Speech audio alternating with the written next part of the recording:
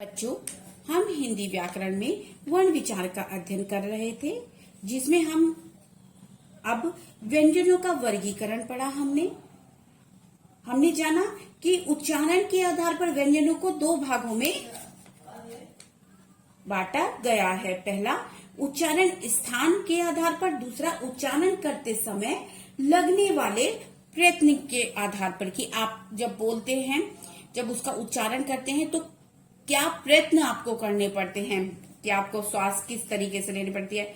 ठीक है, तो उच्चारण के आधार पर हमने पढ़ा। स्वर तंत्रियों के कंपन के आधार पर पढ़ा कि स्वर तंत्रियों में कंपन जो उत्पन्न होता है उसको उन व्यंजनों को दो भागों में बांटा गया है। पहला सघोष और दूसरा अघोष। ठीक है, उच्चारण में लगने वाले प्रयत्न के आधार पर कि कितना प्रयत्न लगता है, जैसे अल्प प्राण और महाप्राण, यानी व्यंजनों को बोलने में किसमें ज्यादा श्वास लगता है, किसमें कम। समय और श्वास दोनों चीजें आएंगी इसके अंतर्गत, अल्प प्राण और महाप्राण। आज हम पढ़ेंगे उच्चारण अवयवों द्वारा किए जाने वाले अवरोधन की प्रकृति के आधार पर कि जब हम उच्चारण करते हैं किसी व्यंजन का, किसी भी वर्ण का, तो उसमें कितना अवरोध होता है, कि मतलब उसमें क्या क्या रुकावटें आती है। जैसे पहला है स्पर्श व्यंजन। ठीक है, जो आपका व्यंजन वर्ण था, जो व्यंजन वर्णमाला थी, उसी के आधार पर इन्होंने इसको रखा है। स्पर्श व्यंजन, जिन व्यंजनों के उच्चारण में मुख के अंग एक दूसरे का स्पर्श करके वायु का मार्ग